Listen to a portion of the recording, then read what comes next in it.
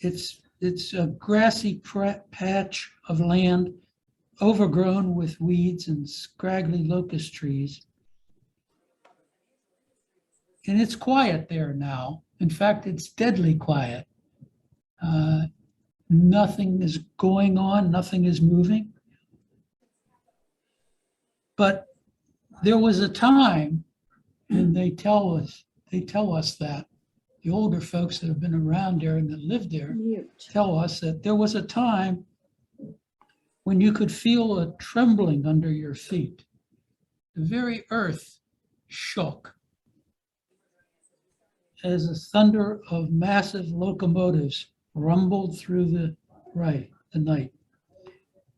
The air was pierced with the screech of high-speed whistles, the clanging of bells, and the sudden squeal of air brakes as mighty steam engines lumbered along across the landscape. This was the time of the railroads. On this very spot, the largest railroad marshaling yard east of the Mississippi, the Pitcairn yards. I think you're not advancing food there. Okay. It should just be when you want to move forward. Yeah, thank you. It doesn't seem to want to do it now. Okay, you might have to use the arrows there. Of course. Always something, huh? Okay. So is this where you want to do it? That's fine. Okay. What we're seeing here is the so-called intermodal terminal in Wall, PA. Intermodal means that the railroads are going to transfer things to trucks. Intermodal. And so is this before 1:30 or after one? Near 1:30, what is wrong? No. Broadway, is it near Broadway? Where is this? where is it? Right across the bridge. Yeah. Wow, so, wow, I get it. Across the Yes, bridge. I get it. Thank you. If you go down 48 all the way Yeah. and cross the bridge, Yeah. off on your right, Right. you will see this Yeah. remnants. It looks kind of spooky.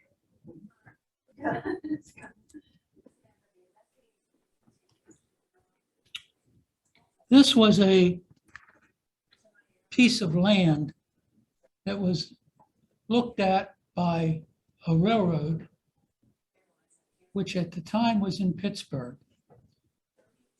If you've been down to Pittsburgh, you know between Penn Avenue and Liberty Avenue, there's a very narrow strip of land. And that was where the railroad originally was, the Pennsylvania Railroad Pittsburgh Division.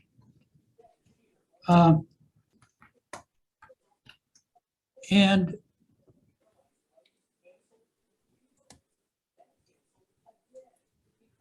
as it turned out, there was a fellow by the name of McGinnis, who was a tobacco farmer who owned a piece of land down in that area. And he raised tobacco, was a planter. And McGinnis bought a piece of farmland just east of Pittsburgh. And he named it, with all modesty, McGinnisville. Yeah, what the heck? So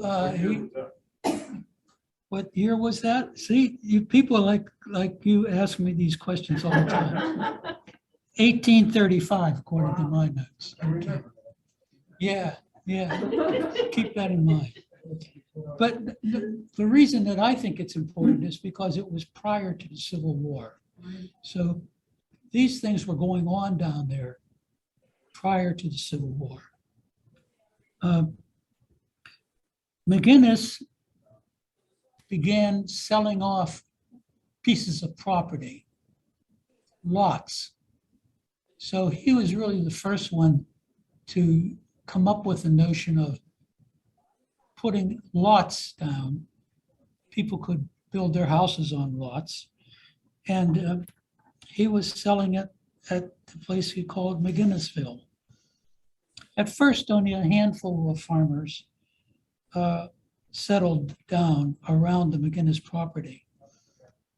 And the place might have been nothing more than a sparse settlement if it hadn't been for a major event that had occurred a few years later. And that event happened in 1850. And the event happened because the Pennsylvania Railroad was running out of land in downtown Pittsburgh. They had committed themselves to a rather large piece of property, but it was terribly inadequate for what they wanted. During the early 1850s, prior to the Civil War, the railroad expanded considerably. And so it became very difficult for them to continue doing what they were doing without new land. So a guy named Robert Pitcairn, of all names, who was actually a superintendent of the western section of the Pennsylvania Railroad. And that was a big deal in those days. He was a superintendent of the railroad, and he began to look around for a piece of flat land somewhere where they could expand their railroad operations. He looked to an area called Wall Station. Some of you may know what Wall is. Well, there's still a town named Wall, but at that point, it was a railroad station. And so he looked at Wall Station, and it became obvious that the railroad was running out of room at its facilities in downtown Pittsburgh. They were at that time at 28th Street, and there's not a lot of room even now at 28th Street. You know, Pittsburgh has got the problem of two major rivers enclosing it. So Pitcairn decided to look further afield, and he would look to the east, eyeing up a place of farmland near the Turtle Creek Valley, just to the east of Pittsburgh. It was a relatively flat piece of land, which is unusual around here. And he felt that the railroad might be relocated there. The new railroad yards grew gradually. First, there was receiving and classification yards, and they were completed by 1892. And by 1905, what was called the westbound hump in the yards at Pitcairn was opened. And what a hump was in railroad terms was that was the place where you could push a train up and let it go down the other side and sort it. So whenever you were talking about a hump, you were talking about a sorting procedure that the railroads had to use. By 1905, the westward hump was opened and rail cars could be pushed up the hill and then rolled downhill and sorted. And that was the way they used gravity to sort the places.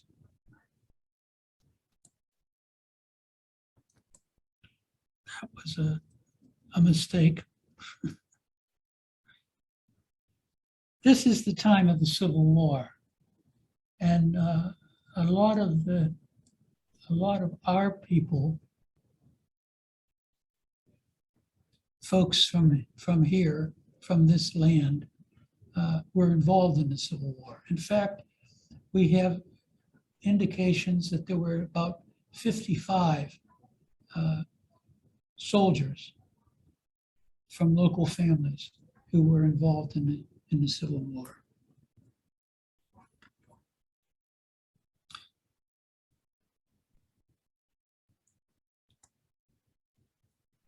As you may also know, Pittsburgh became the weapons armament for the Civil War. And they would build cannons in Pittsburgh. And some of them became transported on railroad cars out here to this part of town. And then they could be used to test fire these cannons. And so people would, the railroads would bring these things out here and fire them across the Turtle Creek into the land over there. So the hillside over there became a kind of occupation for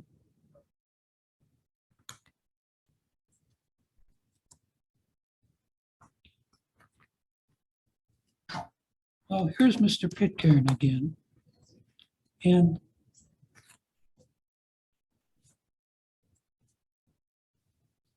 the yards started to grow exponentially. There were acreage near Wall Station, which would be called Wallurba. And in 1904, the village was incorporated as a borough, adopting the name of the visionary Pitcairn. It's a very interesting history of trying to create a civic organization that was essentially controlled by the railroads. So the railroads weren't crazy about ceding the rights to govern to civilians. And there was some back and forth going on over these years about who was in charge of what.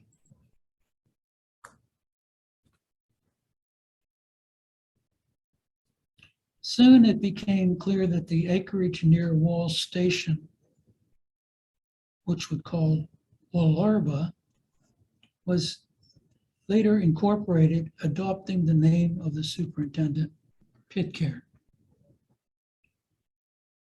So the railroad won the battle, but the battle was not over. There was a constant tension between who should be running things. The railroad had the power and the money, and it had a sort of proprietary rights. But gradually, a more civic organization developed. Puffs of steam rose in great clouds from mighty locomotives that chugged and roared like mindless jungle beasts as they went about their business in the massive switching yards. It was the age of steam, and the Pennsylvania Railroad reigned supreme, both across the state and in the Pittsburgh yards. The Pittsburgh yards were considered to be the jewel of the Pennsylvania Railroad. And you can imagine steam coming up off of these locomotives, obliterating everything around you.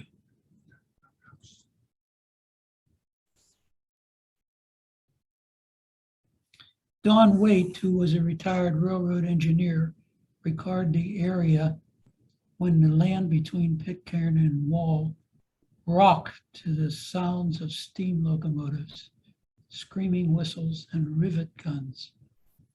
It could be a chorus of a 1,000 Gatling guns for all the racket they made.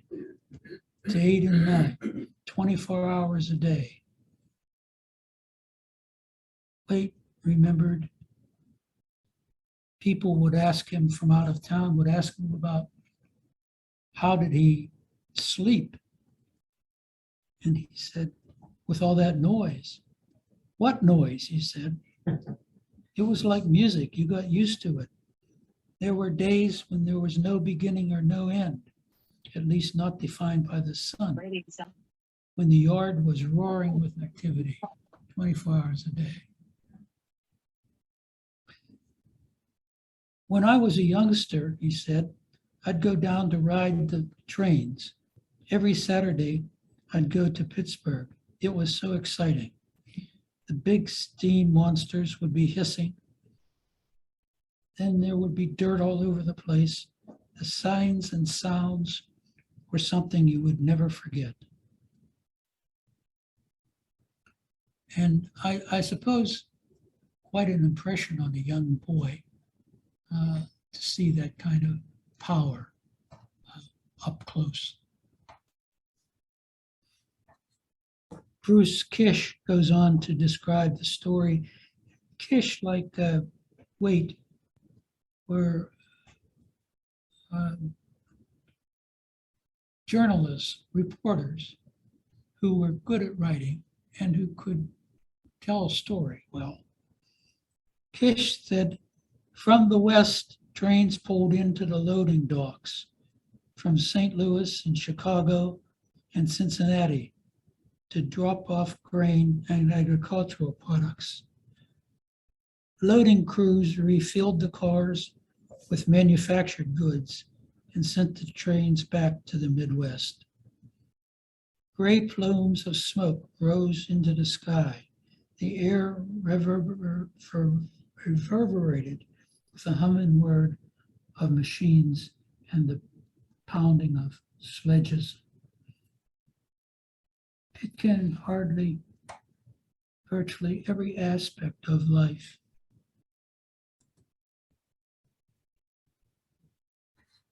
And maintenance. In the vast network of the machine shops and factories were roundhouses. Roundhouses were used for repairing passengers and freight cars.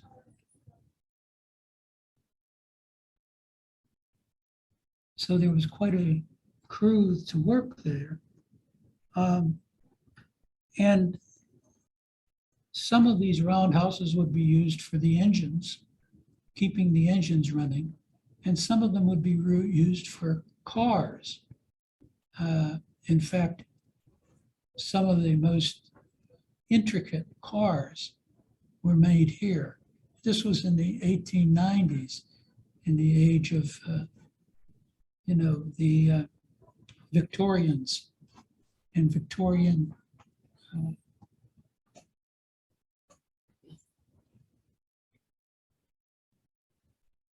so it became obvious that a large number of workers had to be used, and the workers had to be housed.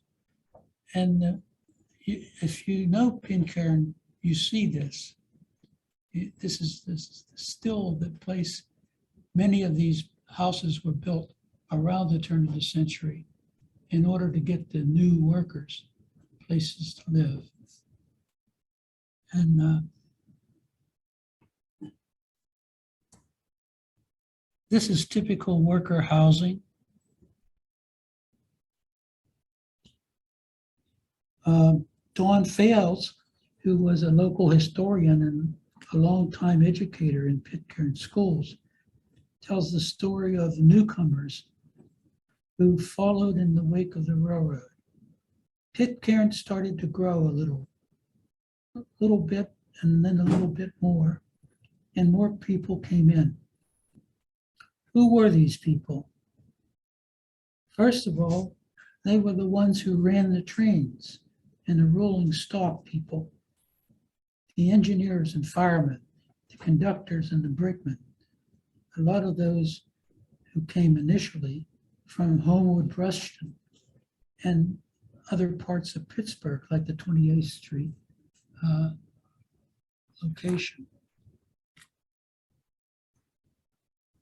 By the late 1800s and 1900s, there was still not enough labor.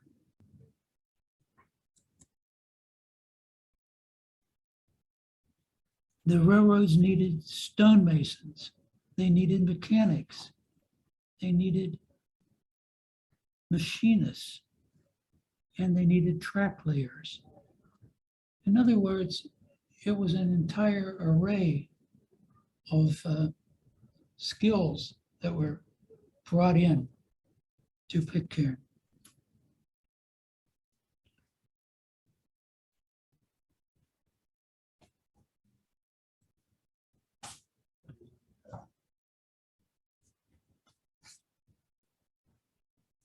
Is this the back of a train? Pardon me? Look like the picture was taken on all these people are standing in the back of a train. Yes. The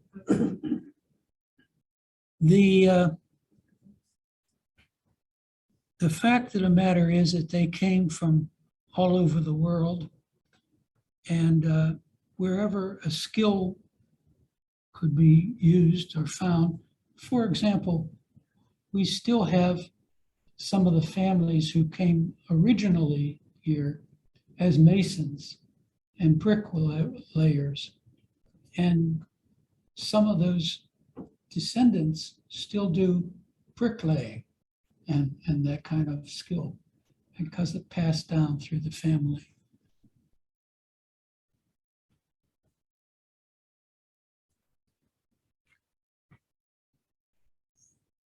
They also built cars, and if you look over bridges and the overpasses and the roads that were made of stone, they needed the stonemasons, and they knew what they were doing, and they got them. And they needed people for the labor, for laying and maintaining the tracks.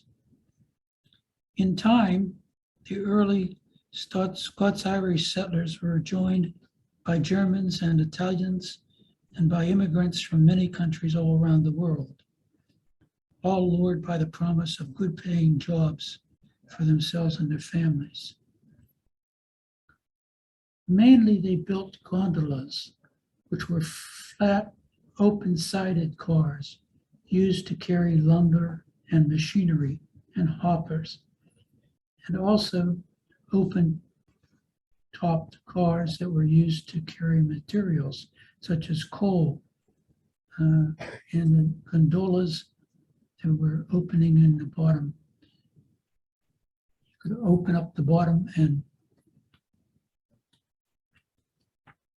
get rid of your load. That picture that shows the 6 smokestacks Yeah. back there, is that a foundry, or do you know what part of the railroad that consisted of 6 smokestacks? Yeah, I did. I used to know. But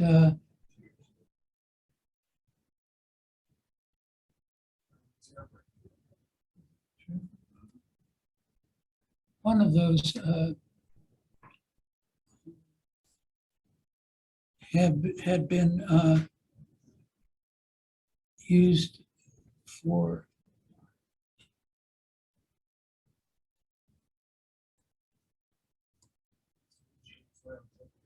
now. In this one, what you're seeing is the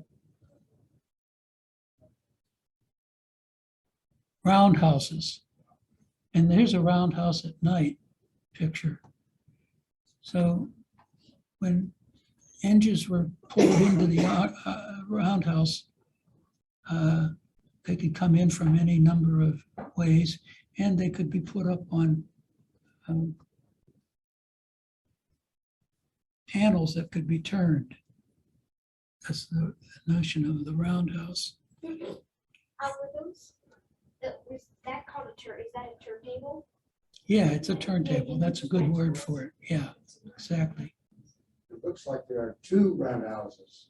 There were two roundhouses, yeah. I remember when this one burned. in the Is that late right? 50s. Yeah, yeah, there were two roundhouses We and watched it burning from 6th Street.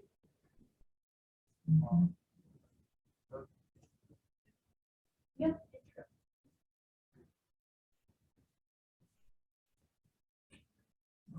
flat, open-top cars were used to carry lumber and machinery and hoppers. Often open-topped cars were used to haul materials such as coal. The side of hoppers was higher than the gondolas, and it could be used by an opening in the bottom. In fact, if you go down to the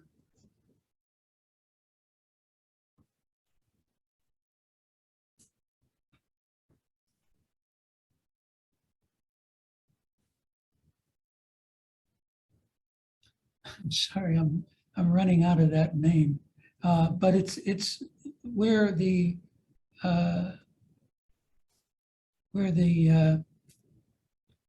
old mill is.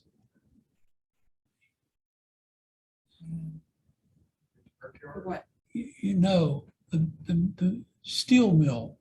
The waterfront? Yeah, yeah. Down right in there on the left-hand side of the Edgar Thompson Works. They'll take you through a tour. And one of the things that they show you on the tour is how these large cars filled with coal could be lifted up, flipped over, and dropped. The stuff was dropped out of it. So it's an impressive thing to see. And I sort of. Is this on the wall side or the Pitcairn side? That's Pitcairn. Pitcairn. Right at Is the that bottom Pitcairn? there, right at the bottom there is the brick line, brick yard. Is that the Turtle Creek down there? That's Turtle Creek. And see those little ovens there? It's like 5 of them right in the front. They're all brick ovens. My uncle used to work at them. And then across the creek is the yards. You keep going over walls on the far side, on the top of the picture. Yeah, we've got over 1,000 of these pictures. And I'm going to give you the name of the website later on, and you can look them up and do exactly what people are doing here, saying, I remember this, I used to work over there, you know, and that kind of thing. So it's part of our history. It really is a part of our history. And David Catskill, who was an old railroader, told this story. He said, Mondays and Tuesdays were usually quiet. The number of freight passenger trains gradually pick up on Wednesday and Thursday. By Friday, they're hammering through town. And whenever I hear those trains, I think back to the old days when Pitcairn was a railroad town. It was a company town. Many a son followed in his father's footsteps, working in the machine shop, the roundhouse, or the offices. In my family, my grandfather was a conductor. His father and brothers were engineers, and his uncle an air brake foreman in the steel shops. I worked as a clerk in the yard most of my career, as did my sister. Pennsylvania employees were a close-knit family. If you went to the bank and said you worked for the railroad, you never had a problem getting a loan.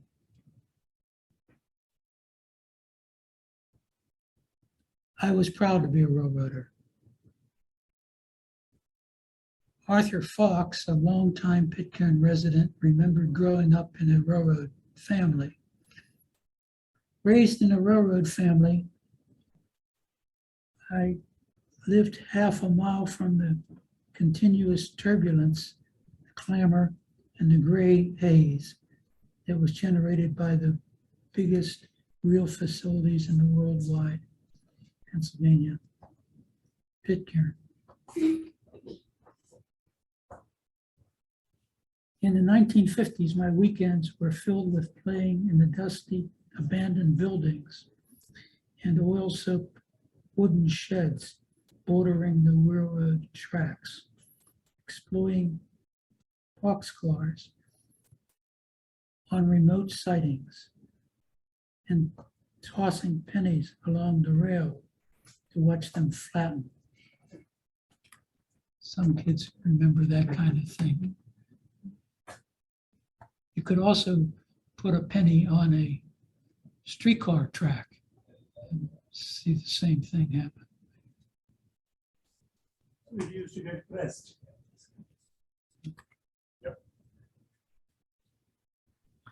Pitcairn Railroad workers always kept the trains running.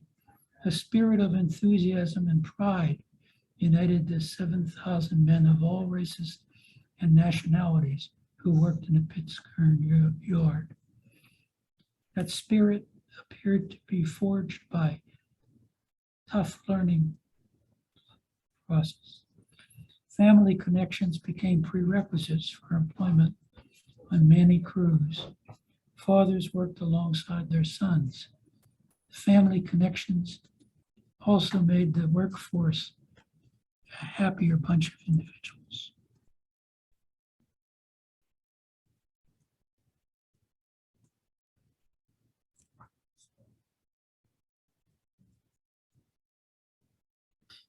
It provided passengers fresh off the rails with updates from our small radio. So there was a cottage industry that grew up along there.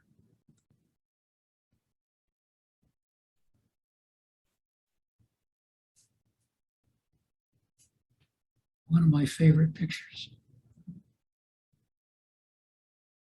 And coffee shops and convenience stores would have been very common in downtown Pitcairn. There was a time when you literally couldn't walk along the sidewalks because there was so many people.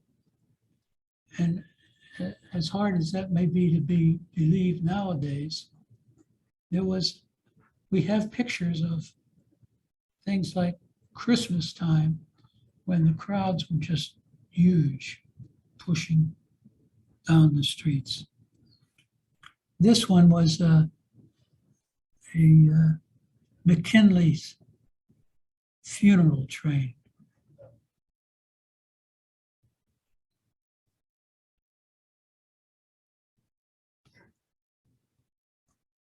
Let me see if I can just get it to go.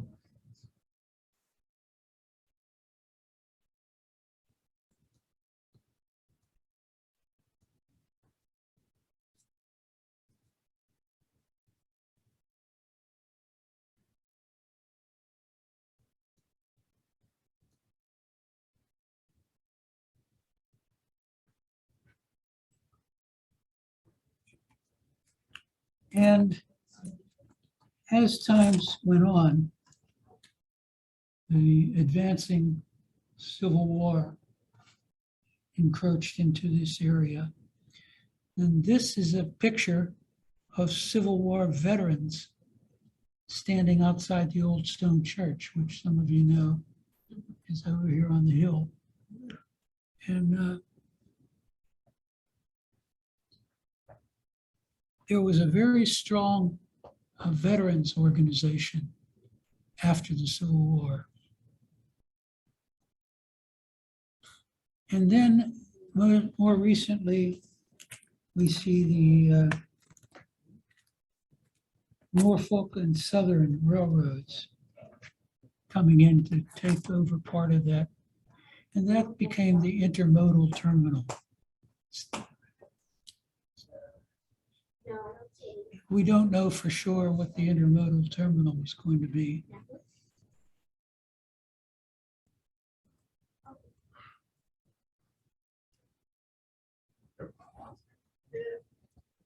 I grew up in that house on top.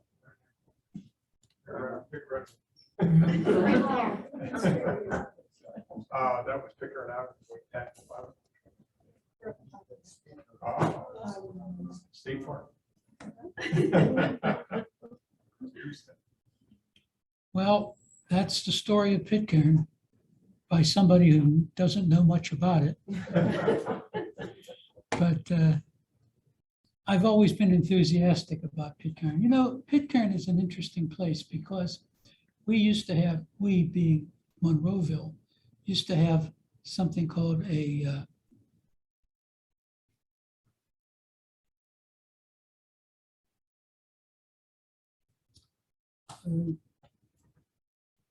Fall Harvest Festival.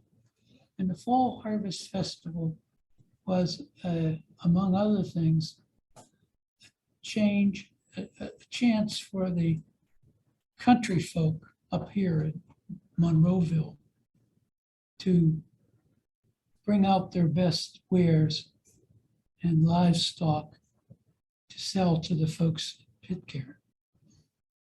Pitcairn was the big town, the city. We were, Monroeville was the country, yeah.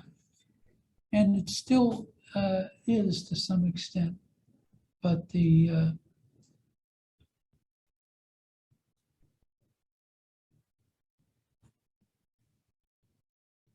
we're starting to see, You said you had a website that had a collection of these pictures on it? yeah, there's 1,300 pictures on our website. And in fact, if I can, the Monroeville Historical .org,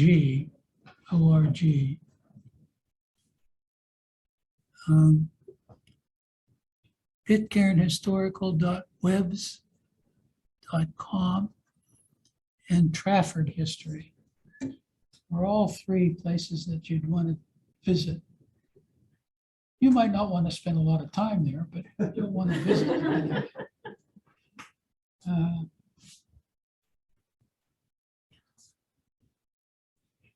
So there are a lot of historical photographs. We were very fortunate here because people took pictures. And even the early farmers took pictures.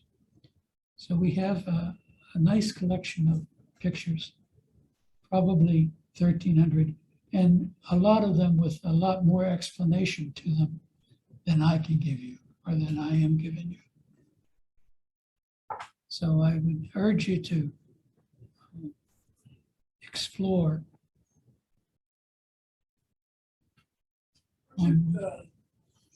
Unusual to have some of these smaller railroads, serve some of the local communities like Youngwood and some of these other areas.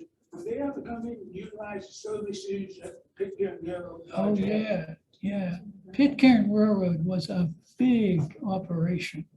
And if you wanted something, let's say you wanted to recondition a car to put it out there for the president to have his personal vehicle, it would go to the Pitcairn yards.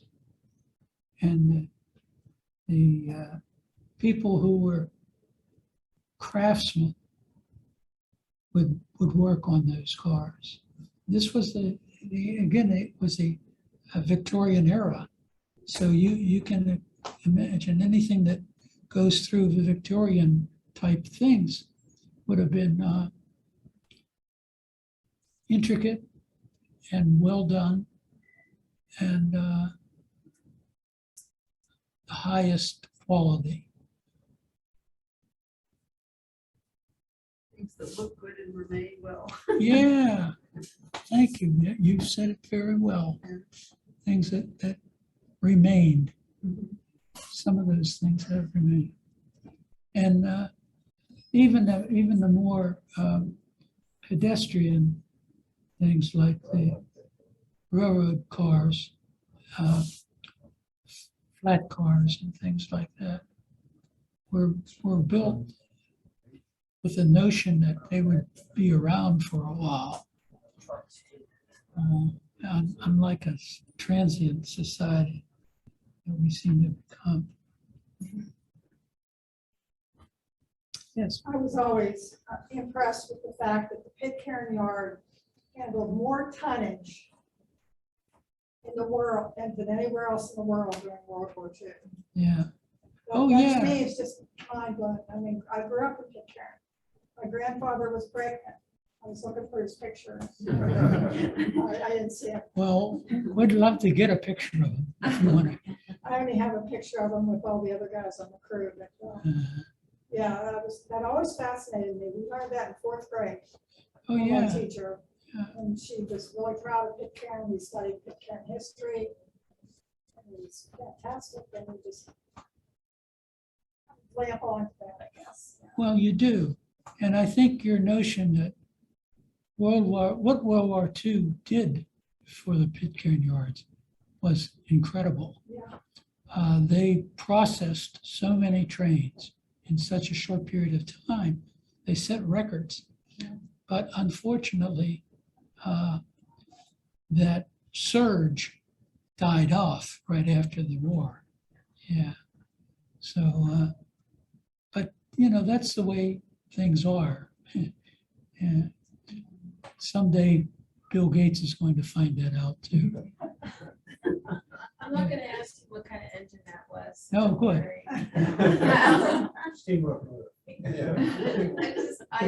So many people were from Pitcairn. I was gonna give you a outsider view of Pitcairn. My mother, who was born in 1924, young woman, right at the edge of World War II. She grew up in Ohio, and she grew up in Denison, Ohio, which is very much a railroad town. It's the only reason it exists. But what they did for the day is they got on the train and they went to Pitcairn. Pitcairn was the place to go. So when I moved here to Monroeville, she said, "Is that near Pitcairn?" I says, "Yeah, Mom." She goes, "Oh, wow." Then she was impressed. So that's just that. Yeah, Pitcairn was the thing. Yeah. My uncle lived in Wall and my grandmother lived in Wilmerding, and I used to visit him when I was a kid. You could look down on the valley there. The difference from then as opposed to today, there's trees on the other side.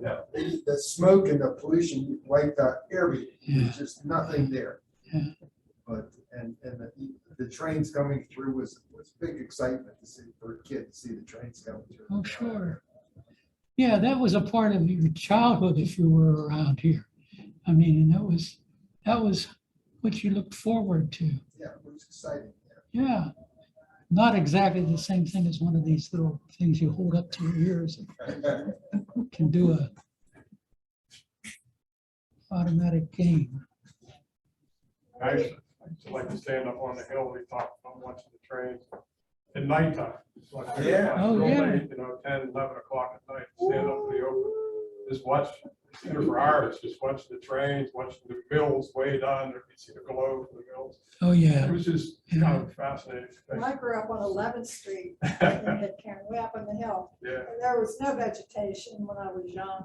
You could see all the way down to the railroad yard. Mhm. And now it's green. And by the time I was teenager, everything was greened up. You couldn't see the railroad anymore, but you could hear it. Yeah, you can always hear When my brother-in-law moved into a house up on 12th Street, he said, that noise keeps me awake all night. My sister said, what noise? Trains going over the hump. Yeah. Put you to sleep. Yeah. We never noticed it. Well, you know, I never seen a train at night. one of my favorite pictures is one of the Parkway East going east. And the lighting of the sky, red and orange and, you know, because low clouds would reflect that. So, yeah, that was a big deal. I remember going into Pittsburgh with my grandmother, who by that time was a railroad widow. Her husband, my grandfather died in 1947.